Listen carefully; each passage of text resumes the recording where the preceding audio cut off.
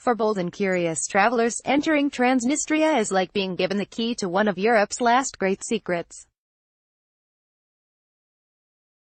I'm taking a shortcut through Pobeda Park when I spy it, a yellow disc sitting on the grass like a lost button. I cast an eye towards the Ferris wheel, its colorful buckets quiet against the ceramic blue sky, and across to the handful of people asleep on the lawn. Before anyone can shout, "Stop, thief," I have the trinket in my pocket, its unique composition tinkling against the other chips as I scamper away. As elusive as Charlie Bucket's golden ticket, this 1 ruble coin completes the set I've been collecting during my stay in Tiraspol, Transnistria's de facto capital.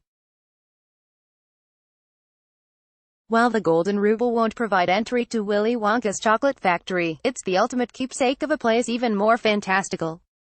A string bean of land caught between Moldova and Ukraine, this small breakaway country, officially known as Pridnestrovian Moldavian Republic, declared its independence from Moldova in 1990 during the breakup of the Soviet Union. After a war against Moldova in 1992 and subsequent ceasefire, Transnistria still remains unrecognized as a nation by any member of the United Nations. Officially, it doesn't exist, just don't try telling that to any of its proud 500,000 pro-Russian inhabitants. Read more, There's never been a more interesting time to visit Russia Comrade, Moldova, drinking in the culture of Gagazia's National Wine Day These are the fastest growing destinations in Europe. Stock Zeleny Market in Tiraspol, Transnistria. Despite its renegade status, Transnistria has its own parliamentary government, standing army, Russian-backed police force, flag and passport. It even has its own currency, including a set of 4 geometrically shaped plastic coins, for which I've spent the past 3 days hunting. Actually, 3 days is an exaggeration. I've been granted entry for 52 hours, 46 minutes and 3 seconds. Precisely.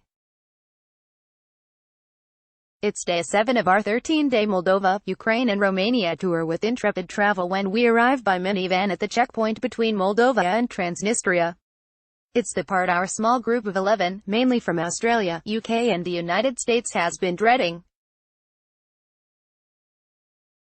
As a journalist, with more stamps in my passport than most, I'm the weak link. The 2 Americans aren't looking too confident either. We might be granted 3 days, we might be given 3 hours, says George, our intrepid travel tour leader and fixer of all things Transnistrian. I enter the austere building, complete with scowling guards straight out of central casting, slide my passport under the small glass window and stand to attention. After an interminable couple of minutes, I'm handed a migration card, which looks suspiciously like a dry cleaning docket, stating that I must depart the country at 10 hours 56 minutes and 3 seconds am in just over 2 days. Don't ask questions, says George, leading us back to our minivan, clearly relieved each member of our group was awarded the same amount of time. The whimsy continues at Bender, a 20-kilometer-wide buffer zone that was established at the end of the Transnistrian War. After walking through an abandoned military base, we find Benderi Fortress, a sprawling 16th-century Turkish fortress complete with torture chambers, underground tunnels and a giant cannonball built to honor Baron Munchausen. Apparently, the tall tale-telling Baron, who was a captain in the Russian army in real life, claimed to have flown over fortress walls by riding a cannonball. Of course he did. From Bender it's a 20-minute drive through sparse farmlands to Tiraspol. After checking into our base for the next 2 nights, the aptly named Russia Hotel, we take to the streets where hammer and sickle flags adorn every corner. Streets are named Marx, Gorky and Lenin, and Russian-built ladas cough and splutter about like old men. On a walking tour of October 25th Street, named after an important date in the Russian Revolution, we find stern-faced Lenin in front of the House of Soviets and capped Crusader Lenin guarding the Supreme Council. A decommissioned T-34 tank adds a flourish to the streetscape, while the Mafia Cafe comes highly recommended. Getting hold of local currency is our first concern, given credit cards are not accepted and ATMs non-existent. Fortunately, exchange booths are plentiful, if dodgy, and it's easy to trade small amounts of Moldovan leu, euros or US dollars for Transnistrian rubles. The catch is that we can't change it back and it's of no use anywhere else. 123 RF Lenin Monument from Transnistria to Tiraspol. George explains that when Transnistria declared independence they simply began using old Soviet banknotes. 4 years later they created the first Transnistrian ruble by applying adhesive stickers of various denominations to the old notes, he says. By 2000, crippling inflation saw the introduction of the new Transnistrian ruble, which was equal to 1,000 old rubles. In 2014, a commemorative set of 4 geometrically shaped plastic coins, 1, 3, 5 and 10 rubles, was introduced to celebrate the 20th anniversary of national currency. I'm so taken by this novel approach to high finance I decide that a set of these toy-like tokens would make the perfect memento of a country that doesn't exist. It's Sunday and the streets are eerily quiet, as if we've arrived after an evacuation order has been given. The markets on the other hand are blooming. I weave between ladies selling fresh flowers, men trading war memorabilia and vendors with pastries, receiving smiles in exchange for small purchases, but alas, no plastic. In frustration I board a Soviet-era butter-yellow trolley bus for a short joyride out of the city, beaming with delight when the attendant hands me a 5-sided, 5-ruble coin as change. I take in the chubby cheeks of 18th-century Russian General Pyotr Rumyantsev before pocketing the blue pentagon, as happy as a child playing with toy money. My frivolity is really just an attempt to make sense of a culture so different to my own. Just how different is brought home that afternoon when I meet a young university student Alexandru at the beach. The Dniester River curls at the edge of the city, a blue thread hanging from a worn jumper. Children play in the sand with buckets, while teens leap like lemmings in the shallows. As we walk, Alexandru explains that being stateless is no picnic, university degrees are worthless anywhere outside of the country except Russia, young people are fleeing the capital in search of opportunities, and there's the feeling that one day Russia might annex Transnistria, just like it did the Crimean Peninsula from Ukraine. But that's not going to happen, he scoffs, blowing cigarette smoke over his shoulder before leaning in close.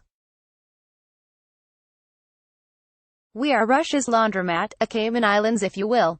With that he presses a 6-sided pink mosaic into my hand, not a tile but a 10-ruble coin. After potato dumplings and vodka shots at Kaimahik restaurant we toss a coin to decide on the night's entertainment, karaoke at Jingle Bells or 10-pin bowling at Villa Rich.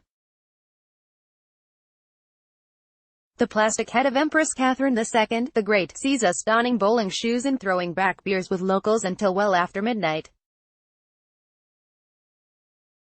A celebratory gin and tonic rewards me with a 3-ruble coin, the square green chip glinting like an emerald amid the loose change. Leaving Pobeda Park on my final morning I look over my shoulder at the brightly colored amusement park, and at the fountains throwing diamonds against the sun's rays. I could be anywhere in Europe except for my pocket full of coins, where long-past Russian military leaders and a plastic-faced empress are still in charge. With a troubled heart I think back to Alexandru's words.